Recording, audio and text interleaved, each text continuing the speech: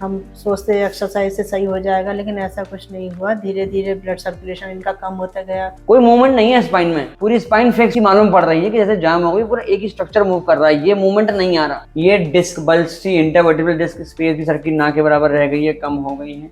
इतना आराम से जा पा रहे हैं? कष्ट बढ़ तो नहीं रहा? मुझे बोल दीजिएगा,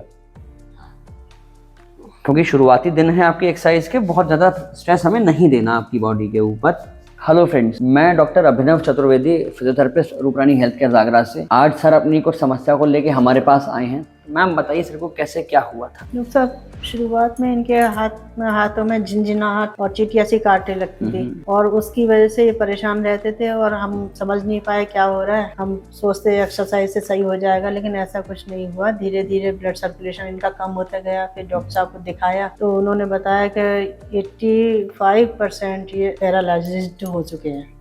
इनको मतलब अब ज्यादा देर मत करिए, इनको ऑपरेशन करवाइए। इनका जो गर्दन की नसें हैं वो दब गई हैं, उसकी वजह से ब्लड सर्कुलेशन इनका कम होता जा रहा है, और बिल्कुल 100% हो उससे पहले ही आप इनका ऑपरेशन करवा लीजिए और कहीं इधर उधर मत भटकिए।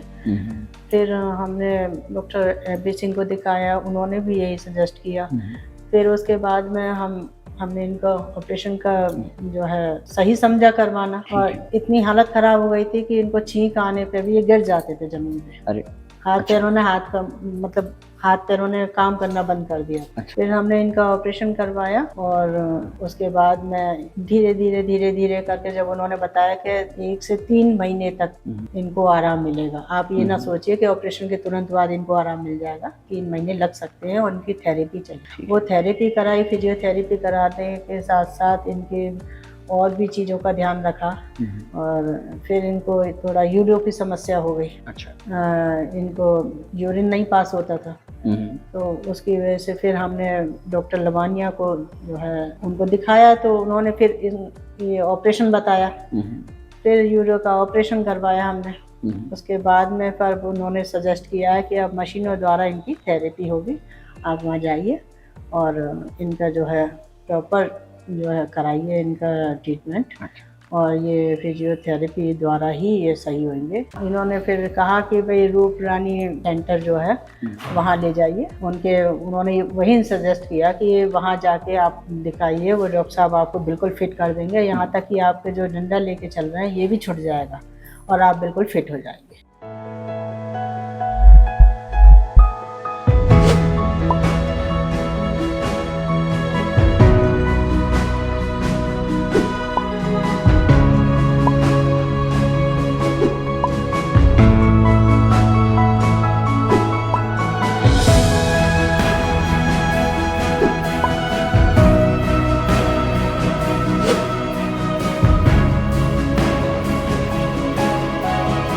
जैसा कि मैम ने बताया कि सर की गर्दन की नसें दब रही थी, इसका ऑपरेशन कराया। एक बार मैं आपको एग्जामिनेशन में दिखा और देता हूं कि क्या समस्या एक्चुअल में सर को अभी हो रही है और हमारे पास क्यों आए हैं। ठीक है सर, करवट लेके बैठेंगे एक बार, ठीक है ना? आइए करवट लीजिए, पैरों को बाहर निकालिए, पैरों को बाहर निकाल दीजिए, बैठ जाइए। देखिए ये सर की सर्जरी हुई है, सर के यहाँ इंटरनल फिक्सेशन है, इम्प्लांट है, डिस्क वगैरह निकाली गई है, इंटरवर्टिब्रल डिस्क स्पेस को रिपेयर करा गया है। ये सर को समस्या थी। अब हुआ क्या, चूंकि ऑपरेशन के बाद लंबे समय तक मरीज को आराम करना होता है, धीमे धीमे एक्टिविटी बढ़ती है तो बॉडी स्टिफ हो जाती है। सर को भी यही समस्या हो रही है कि सर की बॉडी स्टिफ हो गई है। आप देखिए ये पोस्चर ऐसे सर का बन गया है, ये पूरी स्पाइन में। सर जरा पीछे झुकने का प्रयास करिए एक बार, देखिए नहीं झुक पा रहे, पूरी पीठ एक साथ मूव कर रही है। सर आगे झुकने का प्रयास करिए एक बार, देखिए कोई मूवमेंट नहीं है स्पाइन में, पूरी स्पाइन फ्लेक्सी मालूम पड़ रही है कि जैसे जाम हो गई, पूरा एक ही स्ट्रक्चर मूव कर रहा है, ये मूवमेंट नहीं आ रहा, पूरी स्पाइन एक साथ मूव कर रही है। तो ये हमें ठीक करना है। सर दाएं बाएं घूम के दिखाइए एक बार, देखिए बस ये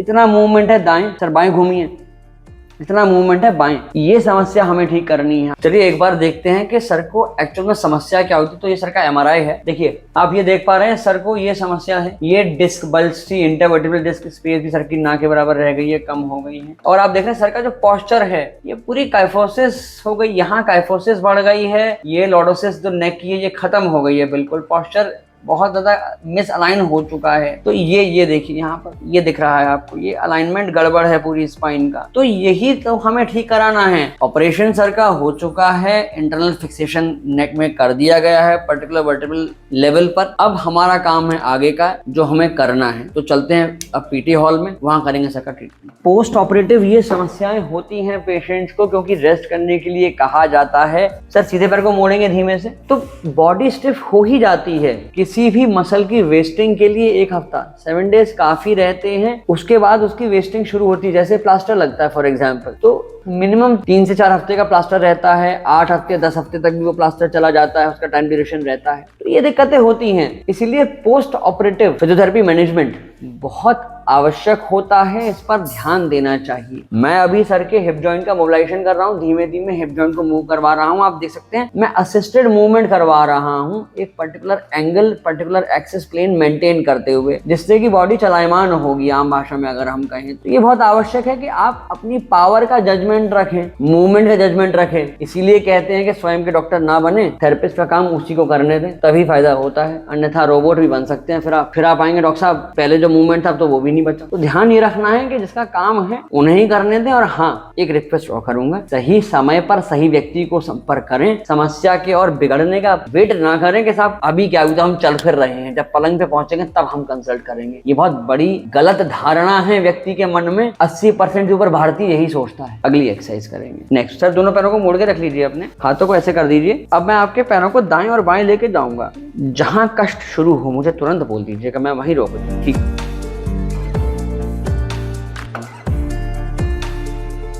इतना आराम से जा पा रहे हैं? कष्ट बढ़ तो नहीं रहा? मुझे बोल दीजिएगा, क्योंकि शुरुआती दिन है आपकी एक्सरसाइज के, बहुत ज्यादा स्ट्रेस हमें नहीं देना आपकी बॉडी के ऊपर।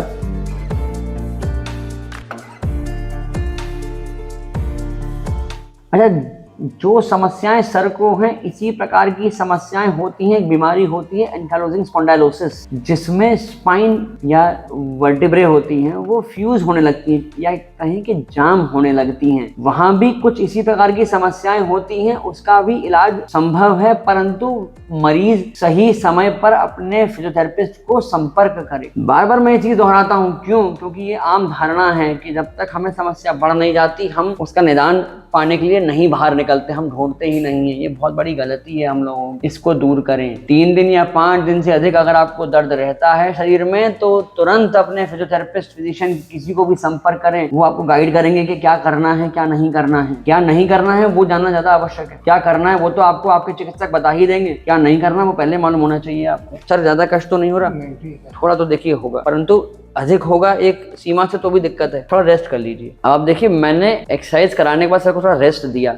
क्यों दिया रेस्ट? ये भी आवश्यक है। किसी भी चीज की अति बुरी होती है, इसीलिए ब्रेक दिया गया है जिससे कि थोड़े बॉडी रिकवर कर जाए। क्योंकि कष्ट तो बहुत हो रहा है, पेन बहुत होता है। ऐसा नहीं है कि अगर चेहरे से नहीं दिख रहा तो दर्द नहीं। इतने लंबे समय से बेड पर हैं सर, तो ये समस्या होती है, दर्द होते हैं, बॉडी स्टिफ होती जा रही है तो दिक्कत होती है। तो सर की समस्या से मिलती जुलती समस्या या कोई और भी समस्या आपको है, प्रयास करें, कमेंट सेक्शन में हमें पोस्ट करिए। कोशिश करते हैं उसका निदान आपको हम उपलब्ध कराएं। यदि आप आगरा या आसपास के रीजन में हैं तो आप हमें नीचे दिए गए एड्रेस पे संपर्क कर सकते हैं या नंबर पे कॉल कर सकते हैं। अपनी समस्या हमें आप व्हाट्सएप भी कर सकते हैं अगर नहीं आ पा रहे हैं किन्हीं कारणों से। कोशिश करेंगे आपको निदान ऐसा उपलब्ध करा दें कि वहीं हो जाए, अन्यथा फिर आपको बुलाना पड़ेगा, फिर तब देखेंगे। परंतु हाँ, कमेंट जरूर कीजिएगा जिससे कि मालूम तो पड़े समस्या क्या है। बात तो हम करें, पर ऐसे वीडियो आपको अगर अच्छे लगते हैं तो लाइक करना ना भूल जाया करिए। थोड़ा आलस को त्यागिए, वीडियो को लाइक करिए, हमारा भी थोड़ा मनोबल बढ़ता है, प्रोत्साहन मिलता है।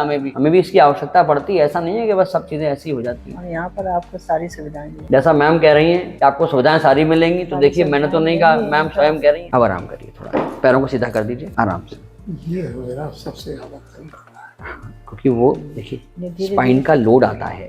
स्पाइन का लोड जो है वो पीठ यहीं से यहाँ से फिर ट्रांसफर होकर दोनों पैरों पे जाता है। इसीलिए आपके हिप जॉइंट से तो आराम कराया मैंने। एक्सरसाइज जो शुरू की थी आपके हिप जॉइंट से शुरू करी। अभी तो सिर्फ हम हल्के हल्के मोबिलाइजेशन कर रहे हैं। धीमे धीमे आपकी एक्सरसाइज बढ़ाएंगे, स्ट्रेचिंग्स बढ़ेंगी, थोड़ी असिस्टेड एक्सरसाइज बढ़ेगी, फिर स्ट्रेंथनिंग एक्सरसाइज बढ़ेगी, फिर रेजिस्टेंस ट्रेनिंग बढ़ेगी। तो ये लेवल हैं एक्सरसाइज के। सर का जो ट्रीटमेंट प्रोटोकॉल बनेगा उसके ये लेवल्स हैं। अभी हम स्ट्रेचिंग से कर रहे हैं। आपको आने वाले वीडियोज में सर का ये ट्रीटमेंट दिखाएंगे कि आपने क्या प्रोग्रेशन करा है वो भी धीमे धीमे आएगा। आज के लिए हम इतनी बात कर रहे हैं। हमारे चैनल को सब्सक्राइब जरूर कीजिए ताकि आपको ऐसे ही और समस्याओं के बारे में पता चले कि अच्छा इन समस्याओं का भी इलाज फिजियोथेरेपी से हो सकता है, क्योंकि लोगों को जानकारी ही नहीं है कि किन किन समस्याएं इस विधा से, इस चिकित्सकीय पद्धति से हम ठीक कर सकते हैं। ये अवेयरनेस ही तो चाहिए लोगों में, ताकि सही समय पर सही इलाज वो पा सके और स्वास्थ्य लाभ ले सके। आज की मैनुअल थेरेपी हम यहीं समाप्त करते हैं। अब कुछ मशीनों की आवश्यकता और है सर को, तो वो हम आगे कंटिन्यू कर देते हैं। तब तक के लिए हमारे साथ बने रहिए।